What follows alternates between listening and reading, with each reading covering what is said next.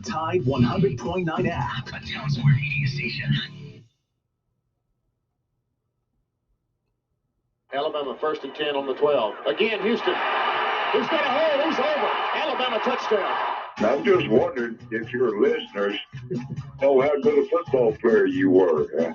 I can still see you playing that fullback, knocking those players out of the way. And I believe I could have run behind you. Martin, I can remember when we came to summer and you were playing fullback up there. And I saw you in the weight room and watched you work out in the weight room. But you could pick up, you were strong enough to pick up the whole weight room. I wanted to fix it, and I running back coach didn't take the pass. biggest mistake we ever made. The Martin Houston Show with national championship winning fullback Martin Houston, giving you 1 hour of intense, hard-hitting analysis from an insider's perspective. It's time for the Martin Houston Show on your home for Alabama sports. Tide 100.9 and streaming on the Tide 100.9 app. All right, Martin, you're hot right now, sir. Good morning. Welcome into the Martin Houston Show. We're live and local on your radio dial at Tide 100.9. Also simulcasting on Martin Houston Live on Facebook and YouTube, as well as at Martin Houston 35. You can also find us on Facebook at Tide 109 on the Facebook page as well. We're live and local and ready to get things rolling on this beautiful Friday morning. It's a free-for-all Flashback Friday, so we'll go back over some topics that we may have hit on and maybe didn't get to dig as deep on earlier in the week, as well as bring up any topic you may want to get to talk about and discuss this morning. So the phone lines are open at 205-342-9904. That's the Taco Casa hotline, 205-342-9904. We'd love to hear from you on this Friday morning. So as we do each and every day, I want to remind you that this is a day that the Lord has made, so let's rejoice and be glad in it. Take some time today to notice someone, love someone, serve someone. Be the difference you want to see in the world today. Good morning, Joe. How you doing, sir? Oh, doing great today, Martin. Happy it's Friday. See if we can get into the weekend and enjoy ourselves a little bit. Yeah, maybe with football season being over and Bama basketball tumbling, maybe they can stop the bleeding with a big win tomorrow as they, take on Mississippi State over in Stark Vegas. So we'll be watching that tomorrow at 5. But other than that, not a lot going on except for, the roster is going through some adjustments over at the Crimson Tide. So definitely want to get your thoughts on the players in the transfer portal. How many have gone in already? How many more you think may or may not go? Will any of those guys be back? That the transfer portal doesn't necessarily mean that you're leaving. It just means that you're open to listen. But are there any of those guys that Saban is recruiting to get back here on the Crimson Tide? I did hear of from another fan base of a potential Joe guy that could end up coming to the Crimson Tide. I hadn't done any research on it. They were just that they said it's all over their message board. I'll bring that up here in just a moment. But I see we got a caller, so let's get to them and we'll come back to that conversation. Good morning, Pat. You're in with the Martin Houston Show. What's on your mind, sir? Good morning, Martin. Been bad news all week long with this portal crap. We finally got some good news yesterday in that Cameron has decided to stay. I think that we can't have enough tight ends. And what do you think about that? I think Cameron Latou staying is a really, really big deal. being that the only other tight end we have that has any experience would be Kendall Randolph, I think, and that strikes fear in the heart of no one from a tight end position. Because when he's in the game, you 99% sure it's going to be a run.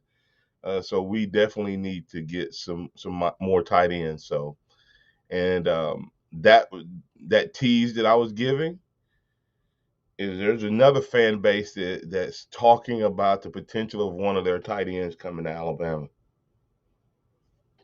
Yeah, I hope he's coming from Georgia's number 0. That's him. But That's him. and that's what I've heard rumors of that, and we almost picked him up when he came out of LSU. What I heard there was big time rumors, but I'm wondering if this group, because I'm hoping the coach can, you talk about recruiting, Coach Saban's job never stops as far as recruiting goes and recruiting players that are currently still with the Tide, and that's one Shane Lee. I'm real concerned about this linebacker room, in that he, it was 3 or 4 years ago. We had one linebacker go down after another, and it got extremely scary, very thin. Yeah. What do you think? Well, inside linebacker room has been hit hard. Shane Lee announcing, Jalen Moody announcing, and of course Braxton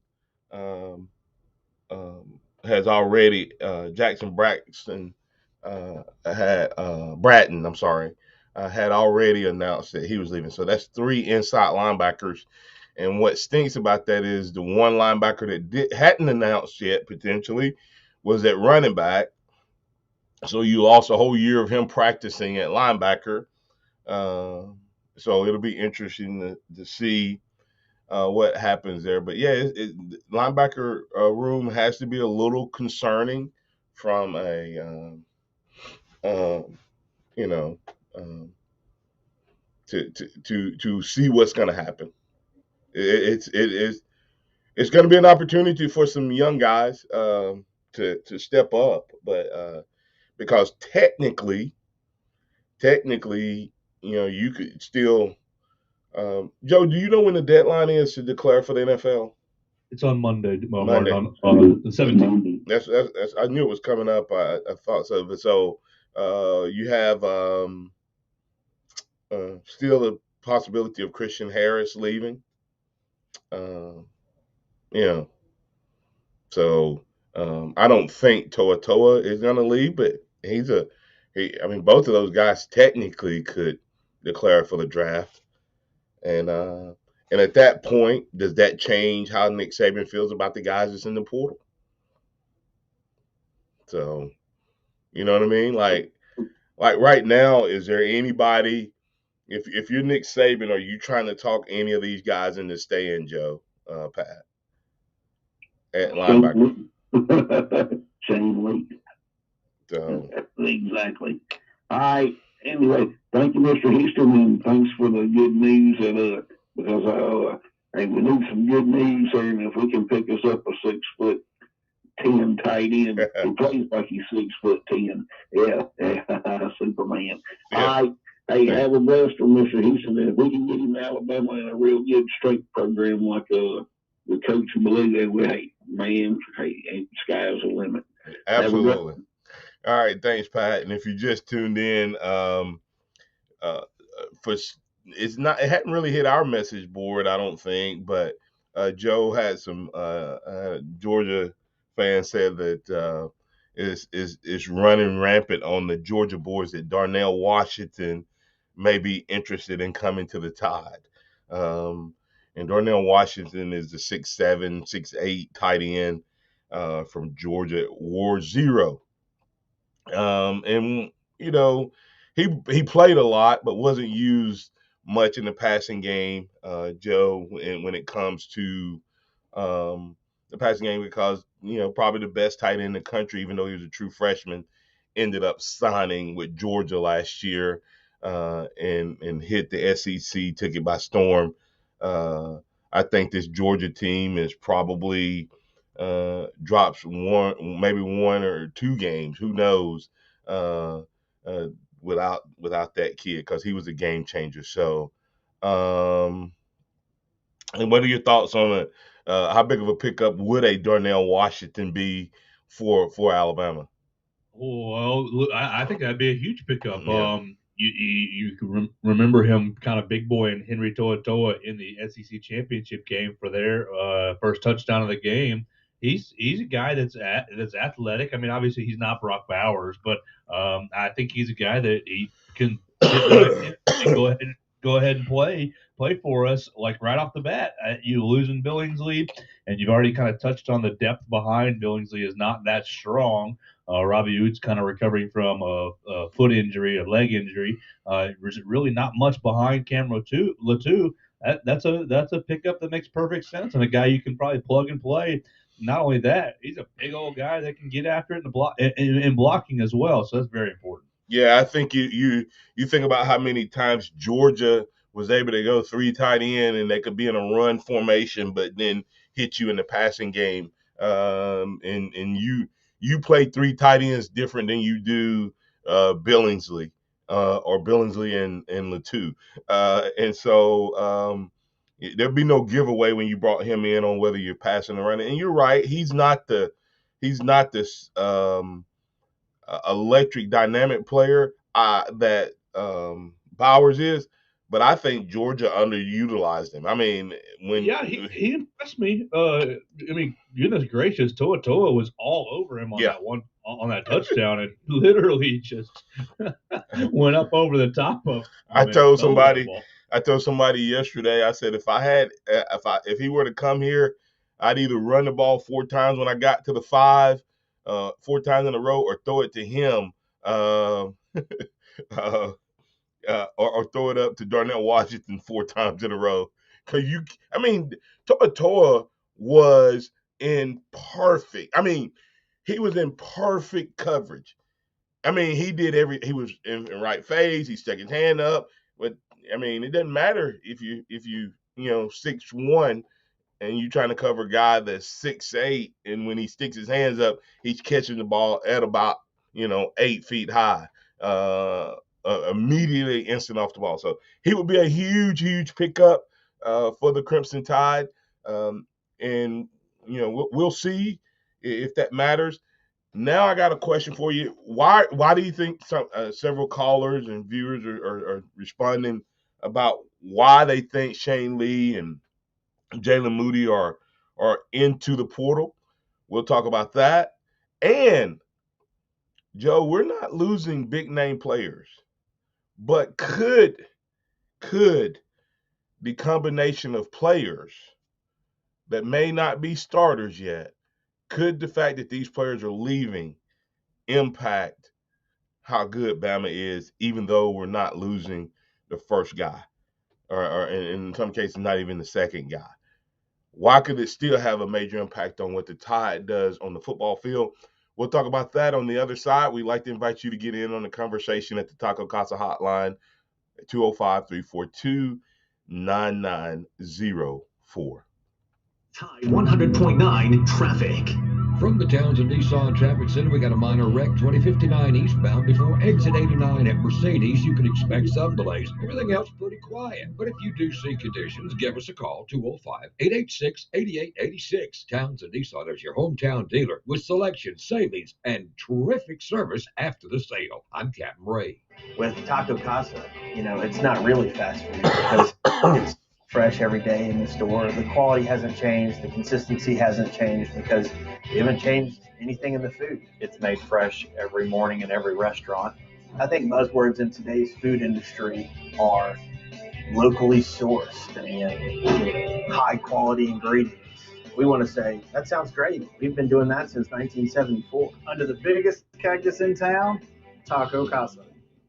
The Alabama Securities Commission protects you from financial fraud. Anyone asking you for investment money must be licensed. You're careful with your money. Fraudsters aren't. Before you invest, call our hotline at 1-800-222-1253 to verify the licensing of the person making an offer and the product. Don't lose your hard-earned money. Learn to protect yourself at asc.alabama.gov. Paid for by the Investor Protection Trust and brought to you by the Alabama Broadcasters Association and this station. When others treat your fries as an afterthought, all you're left with are cold, soggy fries. That's why Wendy's new fries are ones you won't forget, guaranteed to be hot and crispy, or we'll replace them. We're talking natural cut, skin-on fries, perfectly seasoned with a hint of sea salt. In fact, they're even preferred almost 2-to-1 over McDonald's. These are fries so hot and crispy, they beg a new question. What would you like with your fries? Try them today, only at Wendy's. At participating U.S. Wendy's, taste preference based on a national taste test by an independent research company. So I'm not one to save and tell, but the Black Friday deals at Kohl's, so good. I got a $29.99 Amazon Echo Dot.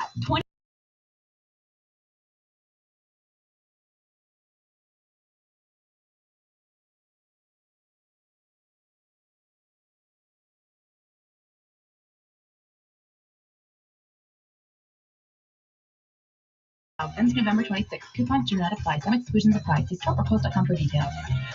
Tide 100.9 Tuscaloosa weather. A nice day today with a good supply of sunshine, the high 58. For tonight, increasingly cloudy with the low at 36. Tomorrow, cloudy, rain becoming widespread by afternoon, the high 57. Sunday, much colder with a chance of scattered rain or snow showers, temperatures falling into the 30s. I'm James Spann of the ABC 3340 Weather Center on Tide 100.9. It's 35 degrees in Tuscaloosa. Scott Smith and Sophomart Design, doing business for 17 plus years, specializing in graphic design services, commercial printing, promotional products, advertising specialties, and so much more. Basically, any and everything you would need to advertise, promote, and grow your business. Through strong partnerships, strong customer service, and creative ideas, they'll help you market and grow your business. Give Scott a call at 205-292-4680 or email scottis@comcast.net and visit them online at sophmartdesign.com. Interact with the Martin Houston Show by calling us at 205-342-9904 or tuning into the Martin Houston Show on Facebook.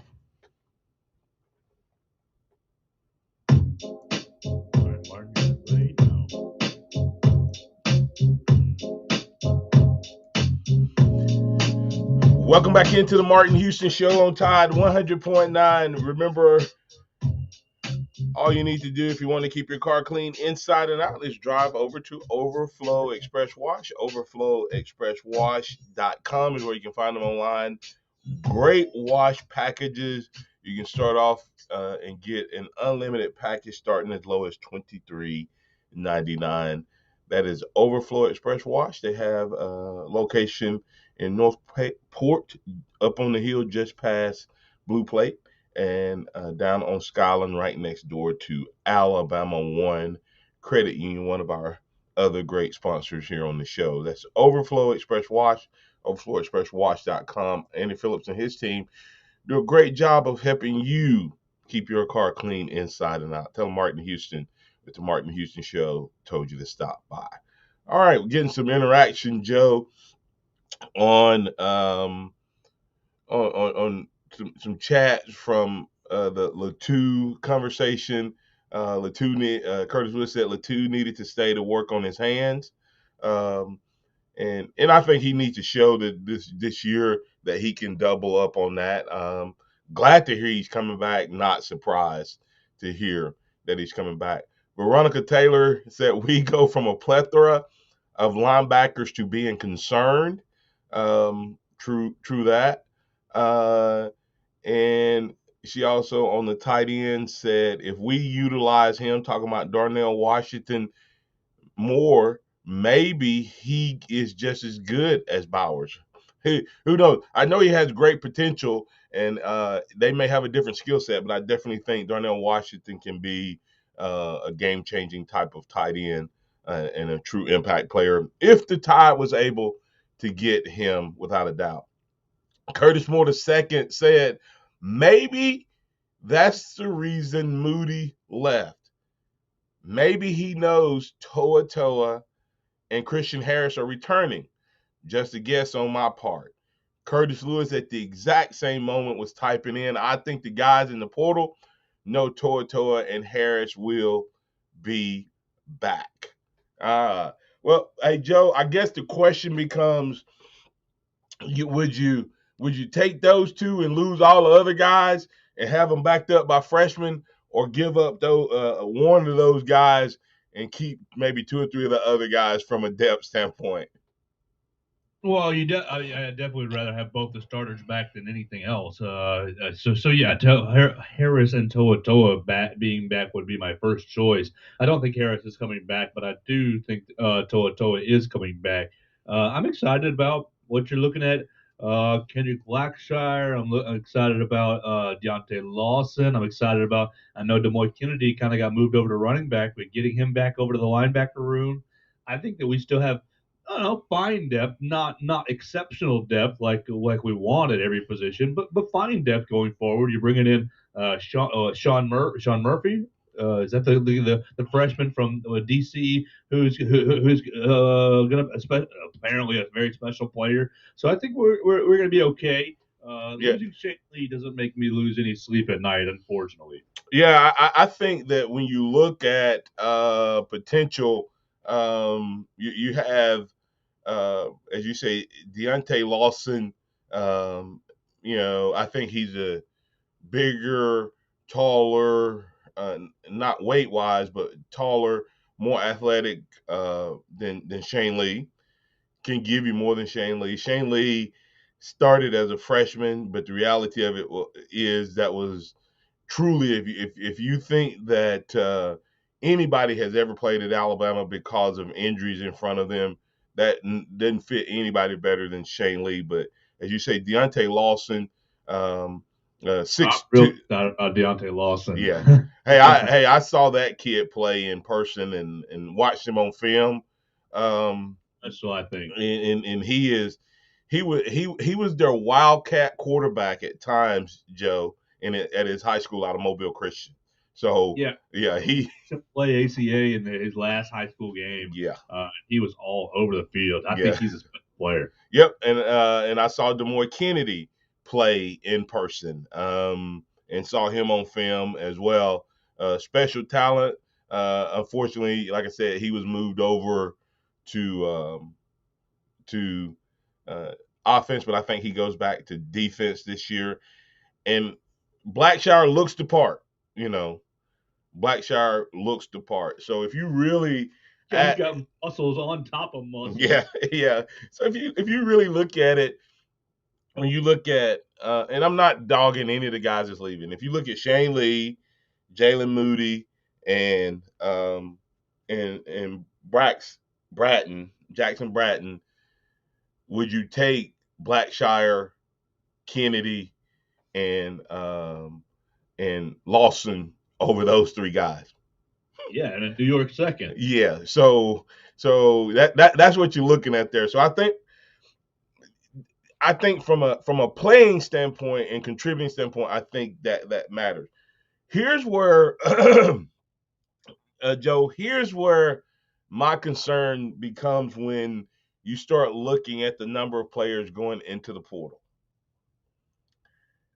We're not losing starters, okay? We're not losing probably guys who will help us win a national championship if they're playing on the field. But one thing I know for a fact is the reason Bama is better than everybody else, Joe, is the way they practice and who they practice against.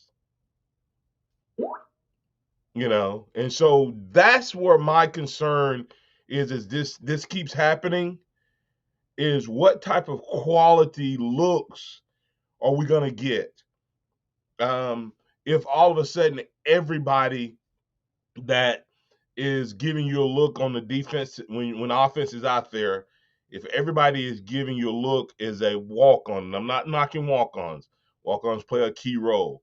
But what do we say about Alabama that makes them great, Joe, is that they practice against other 3 and 4 and 5 stars, and they physically go at it. Well, all of a sudden when you start losing those guys, and I don't know if we're there yet or not, I just started thinking, even though Shane Lee may not have started for Alabama, he probably gave us a pretty decent look. Jalen Moody probably gave us a decent look when we needed it. And especially when you start losing the younger guys that's hungry, Joe, because that's what. Hey, when I was on scout team, you know what made me practice hard, Joe, was I was going against the starters on defense, and if I could show the coach that I could go against those guys, then it helped me get reps with the big boys. And so that's where the concern is, not with the guys who end up playing. No, we're not. But will our guys be able to be prepared as well? I mean, that's just a sidebar conversation potential. Scary part there. Any thoughts on that?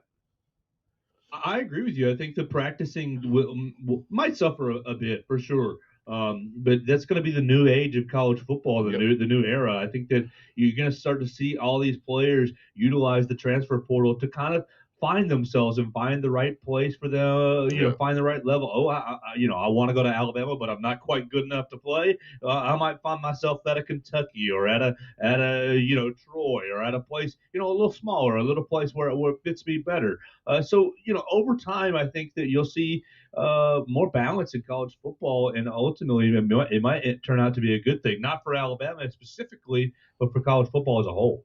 Yeah, and you're right, and that's absolutely. And the biggest difference for us is, I mean, for the other teams, is some of them are losing starters.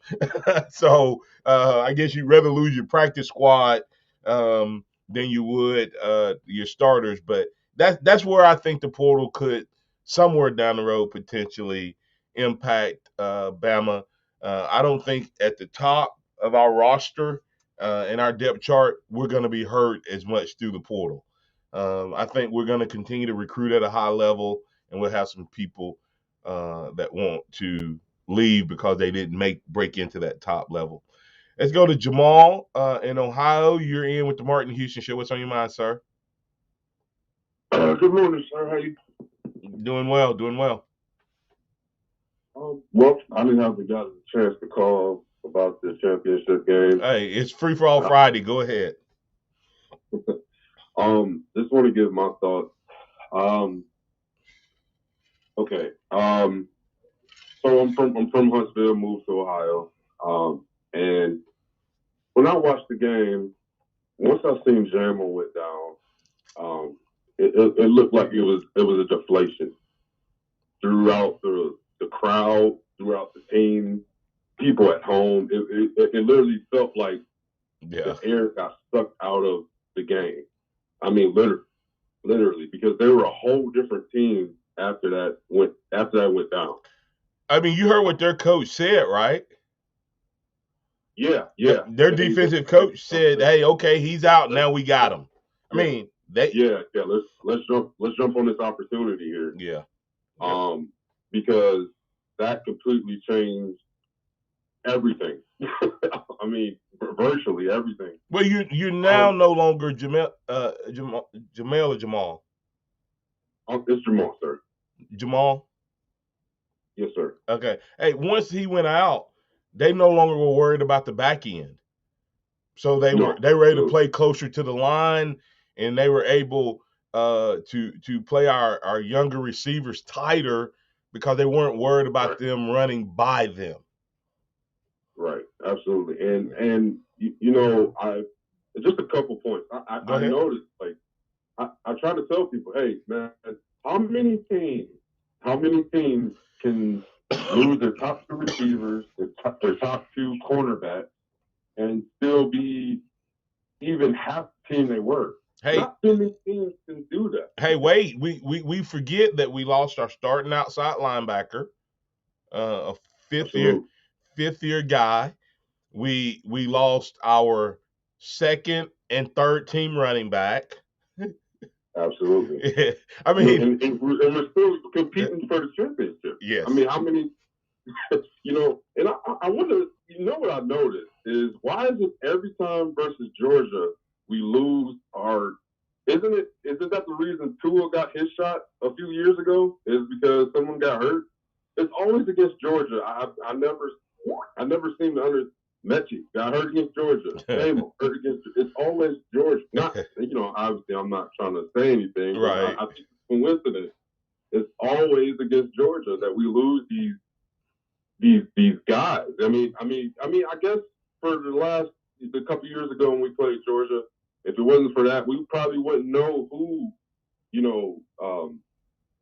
Tua was, who these guys, the receiver, we wouldn't know who these guys were, man. So I guess that was a blessing in disguise. But unfortunately, this year, for instance, go ahead, sir. I'm sorry. No. The difference is, and Veronica Taylor said that Georgia fans said the fact that we beat them with freshmen in the 2018 title games means we can't use freshmen as an issue, as an excuse in this game.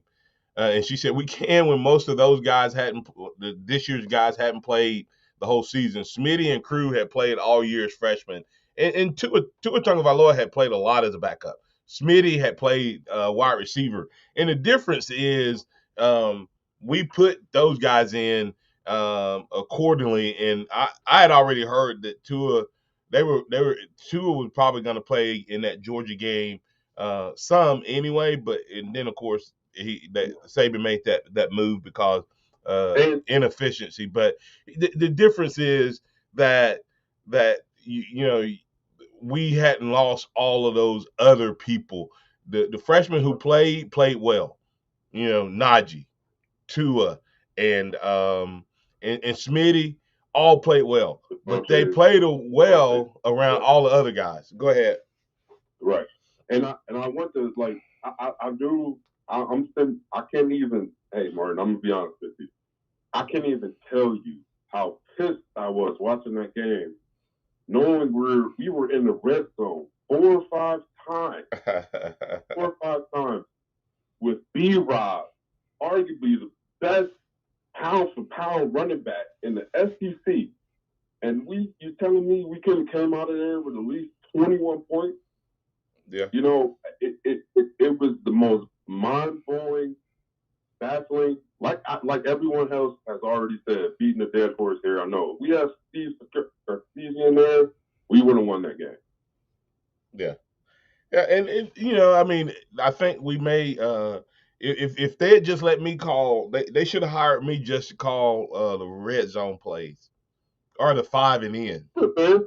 Just put your ground pound defensive ends on that line, push it down their throat, and we were in the red zone. What did Georgia do? What did Georgia do the moment they got there? Oh yeah, well they brought in their big defensive players, exactly. Which I don't care if you bring in defensive players or use your offense. That's not the point. Is they said you're gonna have to stop us from running this ball in. Exactly. Get your big boys out there, run the ball in there, man. We should have had at least 21 points. It should have been a whole different ball game. It honestly, my opinion.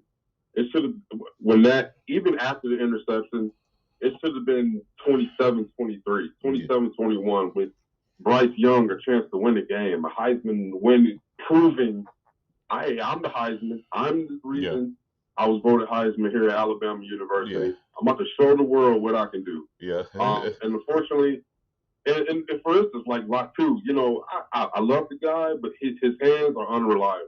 I mean, my God. Yeah. I mean, but we'll be back next year. Roll Tide. Roll Tide.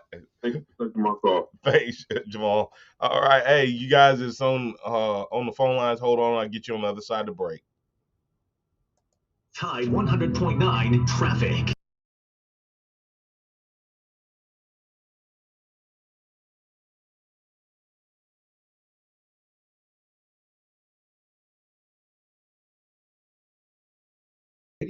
Townsend Nissan is your hometown dealer with selection, savings, and terrific service after the sale. I'm Captain Ray. Hello, this is Martin Houston with the Martin Houston Show, and I want to tell you about one of our great sponsors, Overflow Express Wash.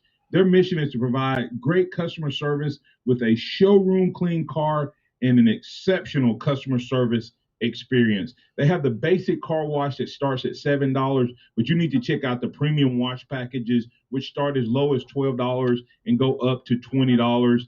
They also have a membership wash club that you can get for starting at $23.99, going up to $39.99. In other words, just double the regular premium package, drop a penny, and you can be one of the great members of Overflow Express Wash. My family and I keep our cars looking good inside and out by using Overflow Express Wash. They're located on Skyland Boulevard right next door to Alabama 1, or you can find them online at overflowexpresswash.com. Andy Phillips and his team look forward to making you a part of their team. The perfect place to make your escape. Golden Moon offers 600 finely appointed rooms with incredible views. Take a dip in our Vegas-style infinity pool, complete with a full-service bar and cabana. Experience the South's premier golf destination at Golf Club, or catch the biggest sporting events at Time Out Lounge. So what are you waiting for? Come see us in Choctaw, Mississippi. Golden Moon Hotel and Casino, a Pearl River Resort property. Nick Saban calls it the process. John Maxwell said that everything rises and falls on it. And Coach Wooden said it's what you learn after you think you know it all that makes the difference. What am I talking about? Leadership and personal development. Is your organization, your school, your church, your family, are they receiving the proper level of leadership development and personal development? If not, the Empowerment Center for Leadership and Mentoring can help you with that. We have our pep talks, which is a 1 to 1.5 hour lunch and learn, which we can customize to meet your needs, or we have some topics that we present that we know can help your organization. And if you're looking for one-on-one mentoring and coaching, we can also assist you with that. Visit peptalks35.com. That's peptalks35.com, or send an email to martin@martinhouston.org. That's the Empowerment Center for Leadership and Mentoring. Welcome back to the Martin Houston Show, the sound of Bama sports. Your show, your team, on your home for Alabama sports. Tide 100.9 and streaming on the Tide 100.9 app.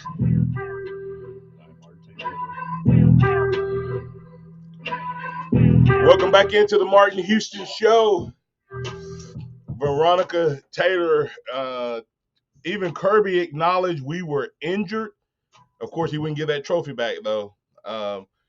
We lost both our top receivers to Georgia on nearly the same injury. Crazy to think about. But, yeah, you know Kirby realizes that he got a break. When a head coach at the middle of the field, one of the first things he says is about the injury. You know he recognizes, whoo, we got away with one. So, and then, of course, Virgil Williams coming in on Jamal saying about Bryce not having a chance to win. When we threw the 2 passes in a row that were deep balls, I said, oh, man, we're not going to get this. And the next play, we threw the pick 6 at the end of the game. We could have nickeled and dimed that ball down the field and had a chance to throw for the end zone. We had plenty of time in the college game with the timeouts you get every 10 yards. But, hey, we didn't call the same plays. We tried to get it all in chunk plays, and it kept us from having a chance to tie and go for 2. To score and go for 2. Let's get to, excuse me, Tom, you're in with Martin Houston Show. Thanks for your patience. What's on your mind, sir? Hey, Mark. What's going on this morning? No, nothing much. How you doing, sir? I'm good. Shane Lee, I was thinking about this when you and Joe were talking about it, but Shane Lee and some of these young men that went to the transfer portal right after the game, if I remember correctly, Martin, wasn't that part of the class that came right when they changed the dates on the recruiting? They moved it up to December. And wasn't that the class that Shane and them come in? Then we had those injuries, and it forced Shane into playing. And I think Chris Harris was forced in as a rookie as well. Isn't that true? Do you remember? I think this was the 4th year. I'm not sure. And if so, Shane would have signed. If this is the fourth class, it's either fourth or fifth class, so Shane would have signed. But I'm not sure exactly what year the early signing period started. But he was one of either the first or second class, I think. Yeah, and I was just wondering, that there's been a lot of stories written about, moving that recruiting date around like they did, kind of caused Coach Saban and their staff, and they weren't quite prepared for it, and they made the adjustment on it. But I think we had 3 years. We had 3 years, 2 to 3 years in a row where we lost guys. We thought we were going to get Nakobe Dean. He went to Georgia. One other linebacker we thought we were going to get went to Georgia. Toa initially went to Tennessee. A kid went to that we wanted went to A&M. We lost about 3 or 4, 2 or 3 years in a row. 2 years in a row. I'm sorry. We lost, I think, 3 or 4 linebackers, inside linebackers. Christian Harris has worked out, but Christian Harris was actually like a wide receiver, tight end, quarterback. That type of guy. He had never played linebacker. He had never played linebacker, and and that's why I hope he comes back. Well, I hope he does what's best for him. I'm not gonna wish anything on him. I think he can improve his stock if he comes back. I don't know if he will. What else you got for me before I let you go, sir? Go ahead. That's it. I just wanted to ask you about that. Thank you. Thanks, Tom. We got Robert from Mobile. You're in with the Martin Houston Show. What's on your mind, sir? Hey, man. Hey, now. Hey, you definitely right about it, Kirby. I guess it's a good thing on his part about, acknowledging that, hey, I kind of snuck one in. And this team been at full strength. It would have been another, we just got to wait for Nick Saban to retire deal. Yeah, I mean, they're going to start, they're going to say injuries part of the game, man. Yeah, man, it's going to be some of the key injuries this year. Just like you start this question of strength and conditioning. let me ask you this, though. Let me ask you this. When you watch that game, and I'm putting this on our coaches, we didn't lose that game because of the freshmen. We lost that game because of our coaches, okay? You telling me that a Jai Hall could come in and play as well as he did? Yes, he dropped a big pass, etc. But at no point this season could you have gotten him working a game right with Bryce Young. I'm not talking about fourth quarter. He didn't even play in the fourth quarter. Okay? Right. You're telling me you couldn't have gotten – these guys were running the show at the rest of that game against the best defense in the country and were getting open. Had you got them more reps during the regular season, they a job may not drop that ball at the 5 and then come back. Because once he had that experience, the next time he turned his hands different and made the catch. The first ball he tried to catch, Robert, his hands were facing the ground. Yeah. So when the ball hit his hands, he almost, and they said he almost knocked the ball to the ground versus turning his hands and catching it up or getting his hands under the ball. His hands were on top of the ball. His hands were on top of the ball, and when the ball is coming down in a downward trajectory and your hands are on top of the ball like that, it's going to be an extremely hard catch. Well, had he had a few reps earlier, maybe it's a different story. Yeah, and that happened a bit in the 2020 season as well when we didn't get when they missed some opportunity to get Bryce Young in the game when they didn't do it. Mm-hmm. So that was all SEC scheduled a couple of fewer games. So that's a little more slack this season. And yeah, there was a lot of opportunities. Come on, guys, can you get him in now? Can you get him in now? If he can play that well when there is no Mechie and there is no Williams, then he could probably have been on the field in one of those two spots or in Slade's spot. I know they play different positions, but you want versatile wide receivers. Hey, you're telling me there wasn't anywhere when we were up by 3 scores that you could have taken Jameson Williams out and put him in if that's the spot he played? or when Mechie was out, you couldn't have put someone else in. I mean, come on. All right, what else you got for me? I got to get to one more caller, but go ahead, man. Sorry. Commercial and like, yeah. It's good. Hopefully the tight end will come in because we definitely could use him. And then you've been hearing, I've heard a few commentators talk about, Flores and Miami getting fired, that he and Tua weren't getting along too hot. He would make comments about Tua's ability. You've been hearing anything like that too? I have not heard anything from them not necessarily getting along. I have heard that he didn't necessarily have faith and confidence that Tua was the guy, but not because of Tua's talent, but because of Tua's dependability. But I don't know. And I guess if you're a coach and you're not sure if your guy's going to be there due to injury, etc., then it has to concern you a little bit. Yeah. Okay.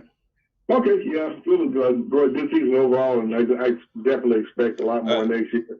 And when we're playing the lower tier team, which we will start out with, get some more guys reps. But all right, man. All right. Thank you, sir. All right. We got Curtis Lewis. Curtis, you're in with the Martin Houston Show. What's on your mind, sir? Hey, Martin. How's it going over there? Going good, man. How you doing? All right.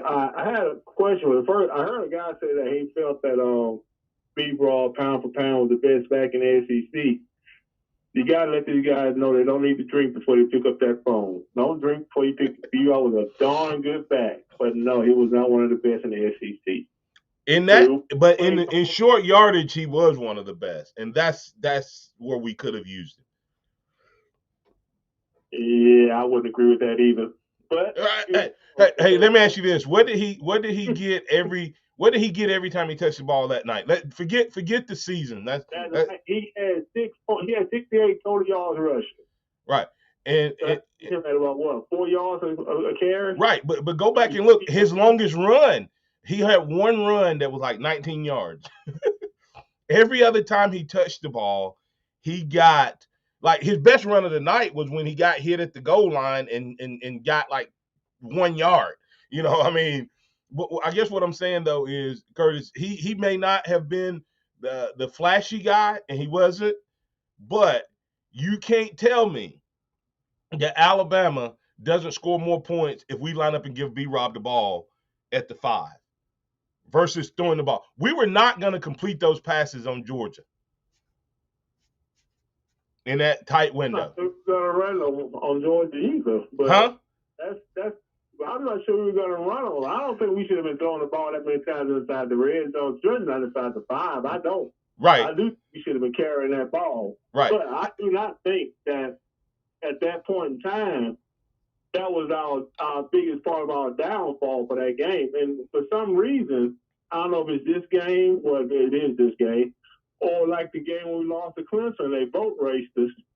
You don't really feel that bad. You don't really look at it and say, well, man, we could have won. No, not really. Whatever. That's church channel. You don't really have that angst in you. Because, Curtis, if somebody had told us as Bama fans that we would end up playing for a national title with this team at the beginning of the season with everybody we had, we'd have been excited. And then if they tell you, hey, you're going to lose your top 2 corners, your top 2 receivers, your second and third running back, your outside linebacker, and hey, you're still going to have a chance to win in the fourth quarter. You're going to actually be up in the fourth quarter. Who wouldn't have taken that? It's disappointing, but I said it earlier. I think this may be Saban's best coaching job in terms of where this team achieved. And it makes you feel good if we can hold the nucleus together. Unfortunately, 2 of the nucleus both have to come back in Bryce Young and Will Anderson. Yeah, that's going to be vital. They got to come back. And if we get that kid from Georgia, oh, my goodness. This is only popping like popcorn. We could get that guy. You talking about the big tight end? Let me ask you this. Yeah, the big tight end. Yeah. Washington. Darnell Washington. And he came down between us and Georgia, so it's very possible. Yeah.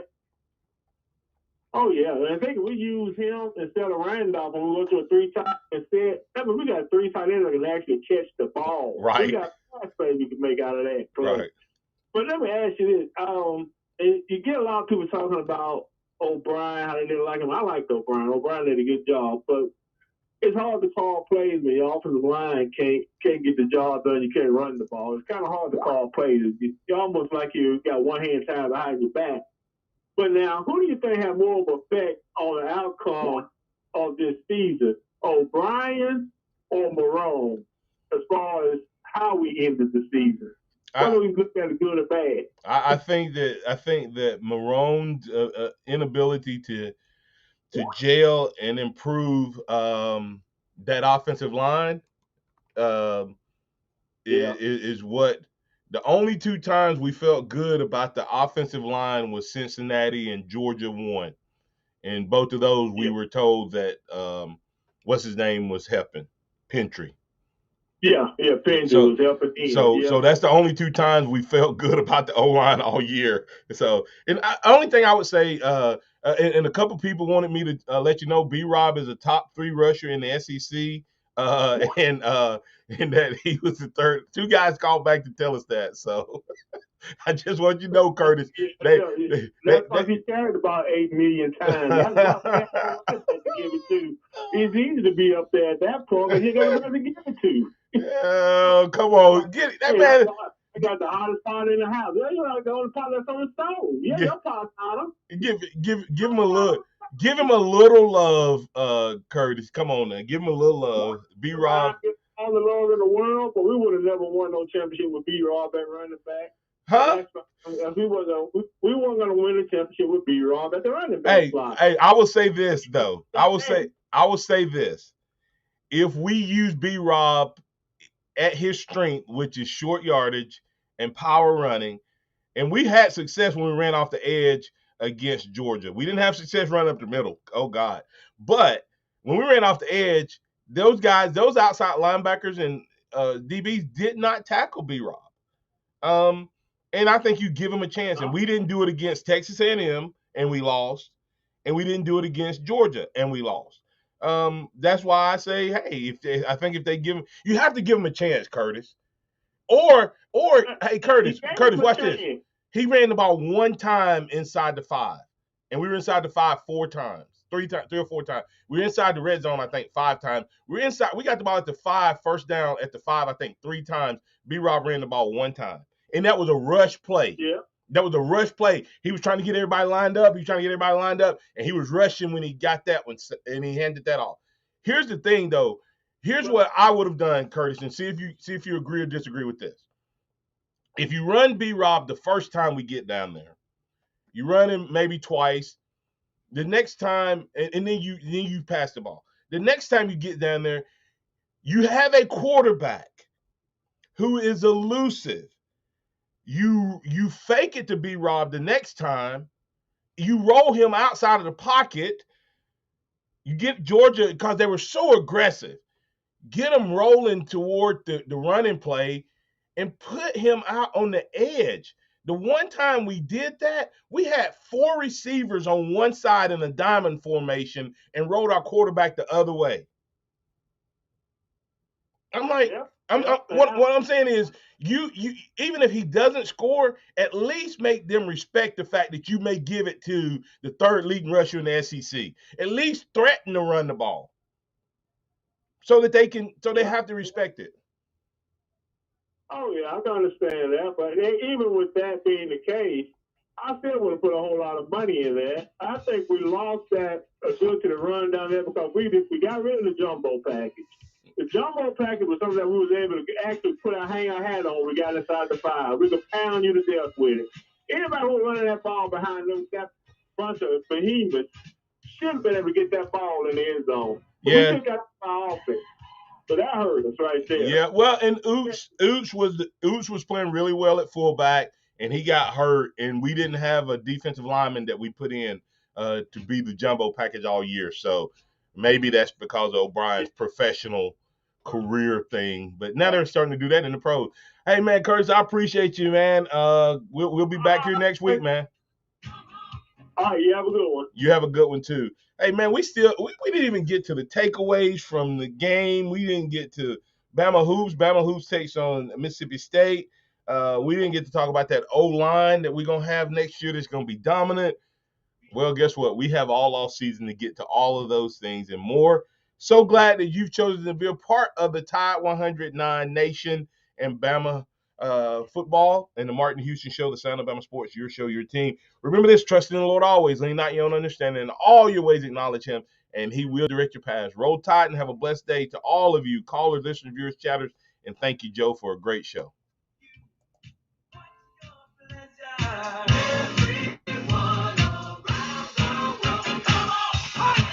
Thank you for listening to the Martin Houston Show on your home for Alabama Have sports. a great day. Tide 100.9 and streaming on the Tide 100.9 app.